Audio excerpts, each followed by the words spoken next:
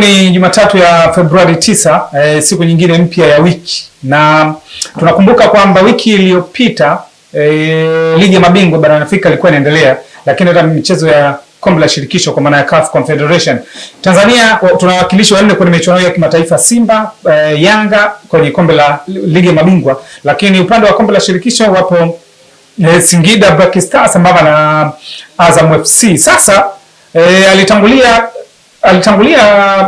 siku ya Jumamosi, zilichezwa mechi zote mbili kwa pamoja. Alitangulia Simba mapema akatoa sare dhidi ya Petro de Luanda, lakini saa 4 za usiku alikuwa ni Yanga dhidi ya FAR Rabat, mchezo ambao ulifanyika Morocco. Lakini dakika 90 kwenye mchezo huo Yanga akawa amepoteza akawa amecheza kwa goli moja kwa sifuri, na sasa timu zinarejea kwa ajili ya kuja kuangalia namna ambavyo watakuja kumaliza mwishoni mwa wiki.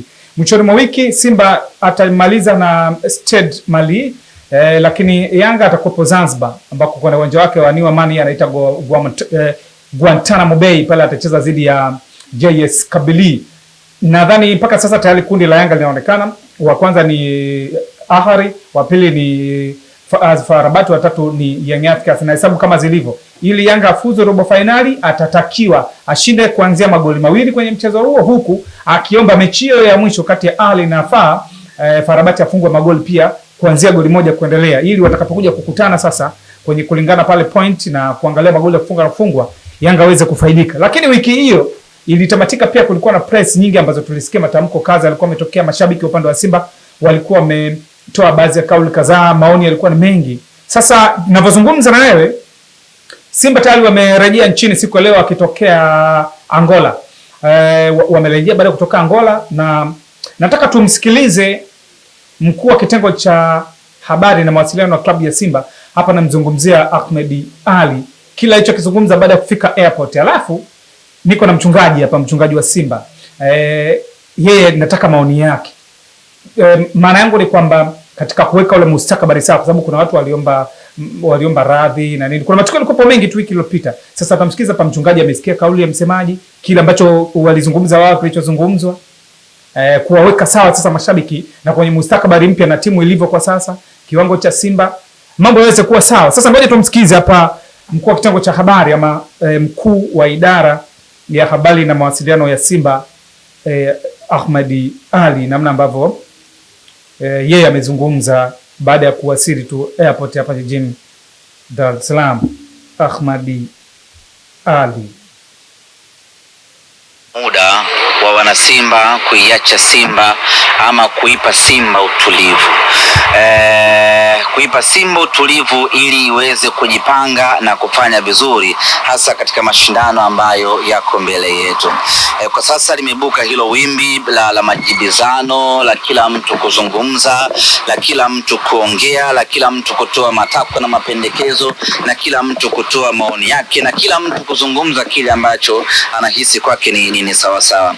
Yote haya ambayo wanazungumza, haijalishi yana uhalisia ama hayana uhalisia, lakini impact yake wanaikosesha timu yetu utulivu, wanaifanya Simba yetu iwe na mawenge, wanaifanya Simba yetu ishindwe kutawalika. Mimi nitorai kuambia wana Simba kwamba tuachane mara moja na tabia hiyo, tuipe timu utulivu ili tuendelee kujipanga kuelekea katika mechi zinazokuja.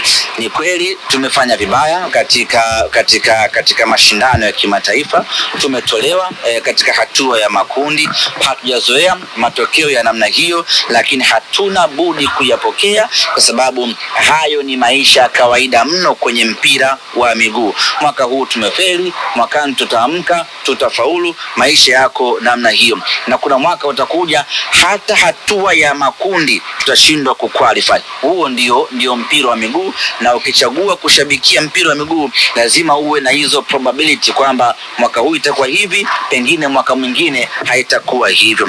Kwa hiyo kujimilikisha uchungu, kujimilikisha maumivu na kutaka kutoka hadharani na kuanza kuzungumza maneno mengi yanaigawa timu. yanaigawa timu yetu, lakini kubwa zaidi ama mbaya zaidi ni kwamba tunaikosesha timu yetu utulivu. Inawezekana Shomari akawa amezoea mambo kama haya na akachukulia kawaida, lakini kwa hawa wachezaji wageni wanaona hii sio sehemu salama.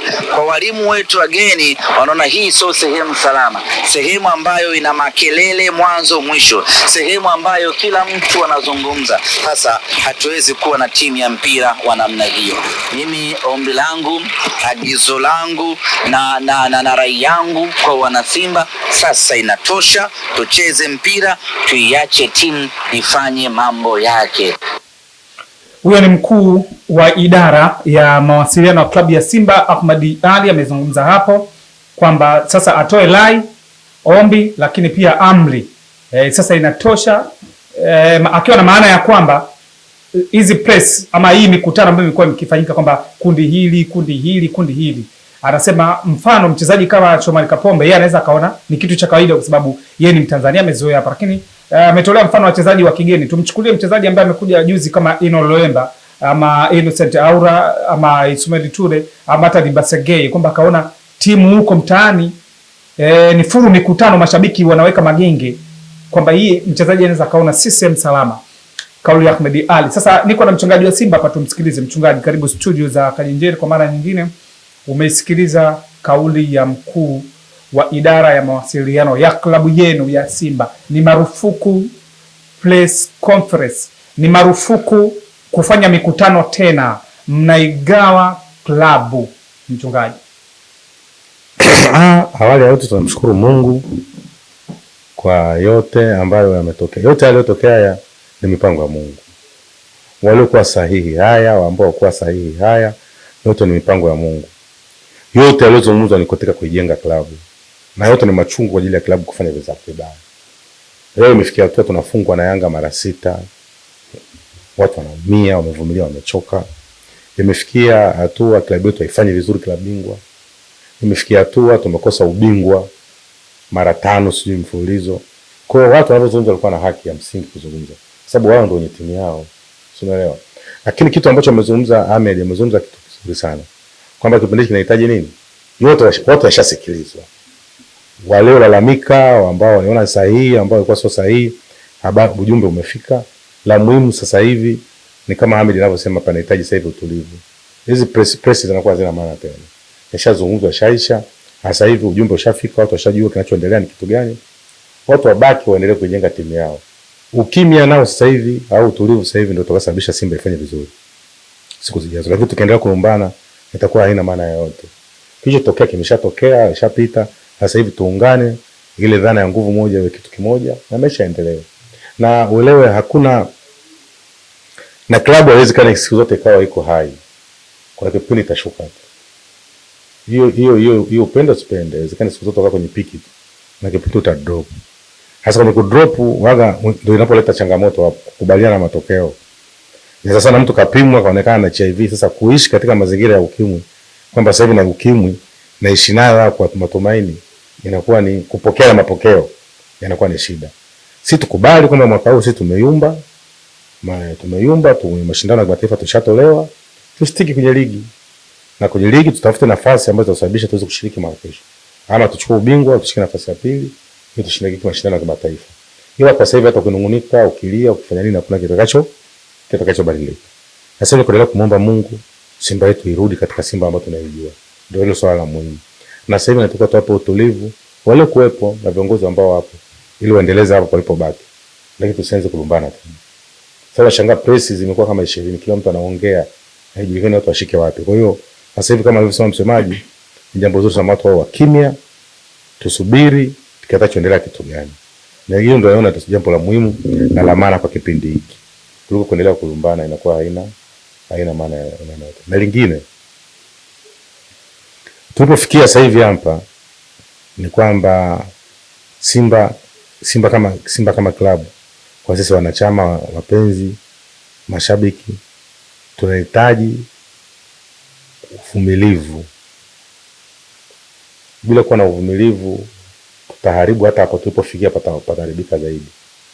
Kwa sababu miaka 5 watu wamevumilia, kufungwa na Yanga mara 6 ni uvumilivu.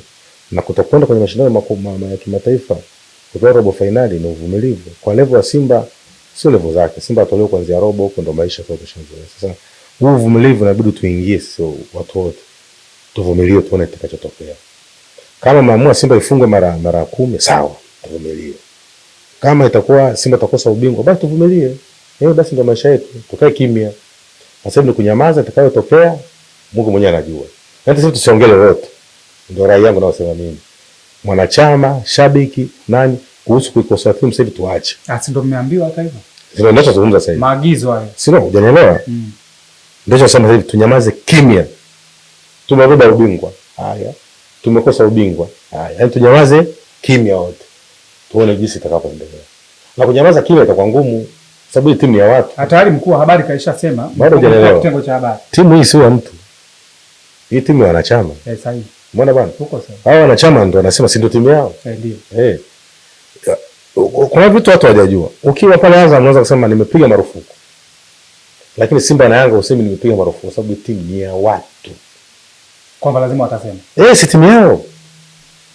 Timu ya wanachama. Sahihi. Sio leo. Kuna vitu watu wanashindwa kuelewa. Madaraka unaweza kupewa lakini kwa kupitia njia ya wanachama. Unakupewa madaraka huwezi kusema mimi ndo mwenyewe ndo top mwisho, hapana. Bado kuna watu wana authority kuongea sababu ni timu yao. Na hii timu ina watu na watu ni wanachama. Na wanafanya hivyo wanaumia, sio kwamba wanapenda kuongea. Ila wanafanya nini? Wanaumia. Timu inawachosha. Umeelewa? Sasa uvumilivu, nasema uvumilivu sasa ni kuomba Mungu watu wavumilivu.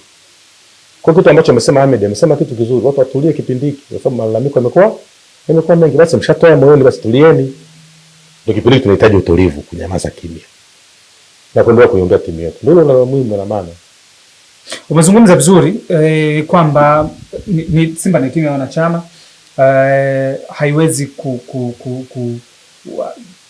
kukaliwa kimya. Umetolea mfano hapa, ingekuwa labda Azam ambayo inamilikiwa na kampuni ya Bakresa.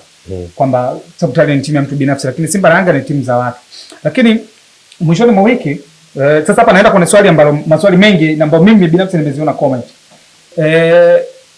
Lazima tuweke wazi kwa sababu ndio iko hivyo.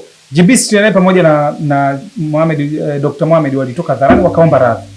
Lakini kuna baadhi ya comment watu walikuwa wanasema, mimi binafsi nimeziona hizo comment kwamba mbona mchungaji hatujamuona wakati kwenye matamko mchungaji alikuwa. Kila mtu kwenye kuomba radhi anazungumzia. Pale hata kama mashtaka lazima yawe tofauti. Kwa jinsi ulivyozungumza. Kila mtu alizungumza kivyake. Mfano kama mtu anaweza kuzungumza kwa sababu bwana mimi nitamfyeka mtu na panga. Mwingine yeye akusema tamfyeka. Sasa yeye atengije kwenye kufyeka. Kwa jamaa alimtishia, mwingine hakutishia. Umeelewa? Kwa kila mtu ana namna yake ya kuzungumza. Umeelewa? Na jinsi namna yake ya kuzungumza yeye aliona ni sahihi kwa mapendekezo yake. Kwa hiyo huwezi kujumuisha kosa lako na mimi la kwangu tukawa kitu kimoja. Lazima tuwe tofauti. Umeelewa? Hata kumtukaambia tulia. Kuna mwingine atalia sana, mwingine atalia kidogo, mwingine atavaa machozi tu. Labda kuna kuliweka sawa swali langu, huenda labda nimeliuliza kimafumbo kwamba Dr. Mohamed pamoja na GB waliomba radhi. Kwa nini wewe mchungaji hauombi radhi? Wewe kitu ulichohoji ndio kitu ulichosema ni kweli na amina. Pilato akasema nililoandika nimeandika, kwa sababu walimwambia Yesu wale wafuasi wale kuwepo pale wale Wayahudi walimwambia nenda kafute, kwa sababu mwanzo iliandikwa huyu ni mkuu wa Wayahudi. Umeelewa? Huyu ni mfalme wa Wayahudi. Wale wakamshurutisha Pilato ende akafute ile neno. Akasema nililoandika nimefanya nini? Nimeandika. Bado hujanielewa. Kwamba sasa hapo umerudi kwenye maandiko. Yesu Masihi, kwa maana Yesu Kristo alipowekwa msalabani, juu yake aliwekewa bango. Kabla hajapokwa msalabani. Wakati mijeledi anapigwa. Ndio. Wale wakasema hivi. Pilato akamwambia wewe ni mkuu wa mfalme wa Wayahudi. Wale wakasema Yesu akasema naam. Mimi ni mfalme wa Wayahudi. Umeelewa? Wakati amepelekwa Golgotha ili ahukumiwe, kibao kiliandikwa pale juu kwamba huyu ni mfalme wa Wayahudi. Wale watu wakasema Pilato tunakuomba kibao kile ukitoe usiandike mfalme wa nini? Wayahudi. Pilato akasema niliyoandika nimefanya nini? Nimeandika. Maana yake ni kweli na amina.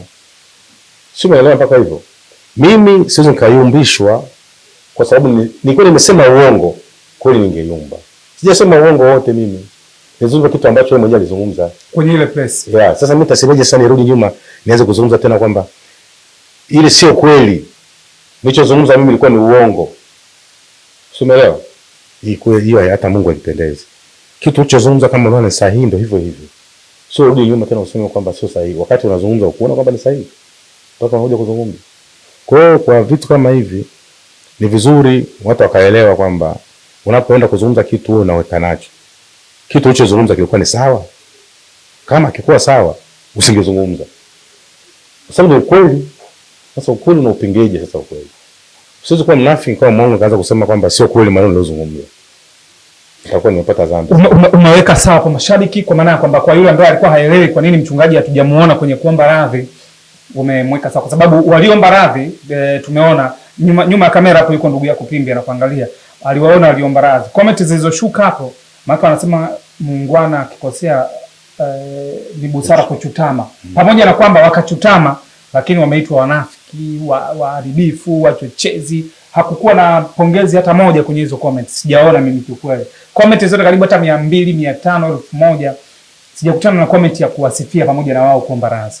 Wewe umeweka msimamo wako sawa. Swali langu la pili, nimemwona msanii maarufu Tanzania Tundaman. Yeye alikuwepo na yeye kwenye mkutano wake mwingine.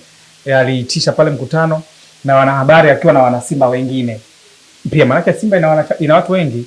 Miongoni mwa pointi yake ambayo Tundamani aliongea, alisema nakumbuka mimi kauli ambayo aliongea Tunda. Labda nicheze sauti yake tu kwa heshima.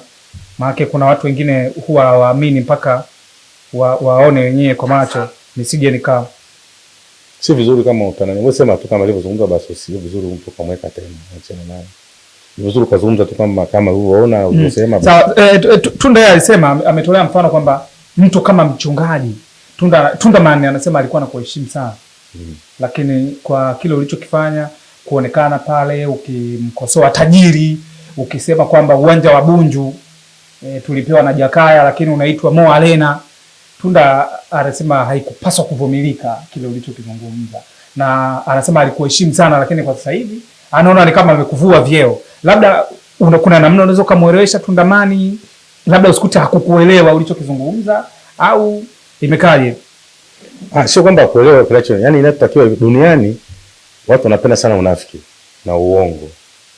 Ukiwa muongo duniani utaonekana wa maana sana. Duniani ukiwa muongo na mnafiki utaonekana wa maana sana kuliko kuwa mkweli. Ukiwa mkweli wewe ni adui namba moja. Na dunia haipendi ukweli. Dunia inapenda uongo na unafiki. Kwa sababu kwani je, Mheshimiwa Rais mstaafu hakutusaidia kupata uwanja? Alitusaidia. Huu ambao mnautumia kwenye mazoezi yenu kwa sasa ulioko Bunju. Mo Arena huo. Ndio. Na je ule uwanja hauitwi Mo Arena? Hapa naitwa Mo Arena. Sasa nakataa kitu gani? Yaani vyote hivi vitu ni kweli, sasa utavikateje? Kwa hiyo ndio nakueleza. Dunia inahitaji sana uongo kuliko ukweli. Na kuzungumza ukweli, dunia haitaki. Dunia inatakeje? Kitu ukweli ukatae ukweli, uongo ndio uweke mbele, lakini ukweli hautakiwi. Na mimi ni mchungaji, sasa nikazungumza uongo, lazima nizungumze ukweli. Na ukweli ndio watu hawataki, wanapenda unafiki. Na ukizungumza unafiki na uongo utaonekana wa maana kabisa. Hata baadhi ya wachungaji, Mungu anisamehe, wanatabia kuna hayo maneno wanayapenda. Dunia itakupenda. Sasa wale hao wanaokupenda si wa dunia hii. Hao wanaokupenda ni wa dunia hii. Wasiokupenda, yani hao watu watakuwa wanakupenda kwa sababu ya kusema uongo, ni watu wa dunia hii. Na utaonekana wa maana sana kwa sababu ni wa dunia hii. Lakini wa dunia, mtu wa mbinguni hawezi kukubali maneno na akakuelewa. Mtu wa mbinguni ni kusema ukweli, hata kama ni uchungu, sema ukweli. Ndio maana mimi sipendagi kusema. Ukuna mpaka nimesema na mimi siku nilipozungumza limeisha. Sikutaka kuzungumza tena. Limefanyaje? Limeisha. Sasa watu wanatofautishwa, mtumishi wa Mungu na viongozi wa dini. Watu hao ndio kinachosumbua watu, unaona. Mtumishi wa Mungu na viongozi wa dini. Unaelewa? Mtumishi wa Mungu lazima awe na kweli daima. Na mtumishi wa Mungu lazima aseme ukweli na kukemea. Umeelewa? Viongozi yeye anaweza kapindua hata kile ambacho anaweza kuzungumza. Lakini watumishi wa Mungu ni wachache mno na huwezi kuona wengi. Kwa sababu dunia imewameza. Ndio nakuta vitu vya kiroho. Na dunia ndio ilivyo. Watumishi wa Mungu na viongozi wa dini. Watumishi wa Mungu huwezi kuwaona. Na ni wachache mno. Wamemezwa na watu wa dunia. Sio? Sasa hawa watumishi wa Mungu siku zote, mtumishi wa Mungu sio mpaka uwe mchungaji, au mtumishi wa Mungu ni mtu yoyote ambaye anasema ukweli ni mtumishi wa Mungu. Sasa mtu anajua mtumishi wa Mungu labda sijui unaonekana yuko kanisani, hata mtu ambaye ni mpagani lakini amenyooka anazungumza ukweli ni mtumishi wa Mungu. Sasa si mbinguni hatuendi kwa sababu ya dini. Mbinguni tunaenda kwa ajili ya matendo. Wakati tunaishi duniani. Dini hazitupeleki mbinguni. Ni matendo ndio yanapeleka mtu. Umeelewa mpaka? Kwa hata huyo bwana nyuma kamera hapo pia na yeye anaweza akawa mtumishi wa Mungu. Mtu yote ni mtumishi wa Mungu. Mpaka mawe unayoona hiyo ni viumbe vya Mungu vyote, Mungu avileta kwa makusudi. Mpaka viumbe vyote vile. Kwa hiyo mtu leo anaposema mtu kama mtumishi wa Mungu anaogopa. Mtumishi ni mtu ambaye anasema ukweli. Umeelewa? Unamtumikia Mungu. Unatumikia Mungu kwa ukweli. Sasa na ukweli siku zote wanasema ukweli utakuweka nini? Utakuweka huru. Ukiwa unazungumza ukweli utakuweka huru. Sasa mimi nilichofanya sio ninukuu maneno ambayo alizungumza yeye mwenyewe. Tajiri. Sipongeza. Ndio hiyo shida inapokuja. Kuna swali lako la kwamba hakusema anatudai bilioni 87 tajiri. Ndio hayo nakueleza. Kwa sisi tumesimamia haya maneno aliyozungumza. Sasa kwa sababu tumeyazungumza kwa njia nyingine ndio inaonekana ndio. Na kuna watu duniani wanaishi kwa sababu ya watu. Na Biblia imeandikwa ole wake wao mtegemee mwanadamu. Yaani anaishi kwa ajili ya mtu. Haishi kwa ajili ya Mungu. Kwamba Mungu nipe riziki, Mungu nisaidie ili niweze kuishi. Hasa hao wanaoishi kwa ajili ya mtu ndio hao lazima watetee. Hata kiovu watetea kwa sababu wanaishi kwa ajili ya nini? Ya mtu. Hasa ukiangalia ndugu wangu kama huyu anayenishutumu, nikamuuliza nilizozungumza ni familia sema ambako nilisema uongo. Tundamani. Mchungaji akasema uongo wapi? Wapi? Mwambie aseme hivyo hana, ila anajidefense kwa sababu huku anapata chochote. Umeelewa? Anajua kikinga kule ataonekana kwa yule bwana, akionekana kwa yule bwana atapewa kwa tajiri. Kwa tajiri atapewa chochote. Sasa mimi siishi hivyo. Na mimi ndio nakuta maisha yangu mimi ni simple sana. Ni maisha ambayo ni rahisi mno. Kwa sababu mimi si mtu wa dunia hii, mimi ni mtu wa mbinguni. Ndio. Naishi kwa kipindi hiki kukamilisha muda wangu ufike niondoke. Kwa taarifa tu ambayo hajui. Kwanza hujastuka tu mtu kwenye mpira naye anajiita mchungaji, ustuki tu kwa nini kaja huko. Kwa hiyo tupo na wewe hapa kwa muda. Muda wangu ukifika kuondoka duniani nitaondoka na nitarudi mbinguni. Lakini si tunaondoka wote. Kila mtu anaondoka wote, tunakufa wote wawili. Kila mtu anakufa kijana.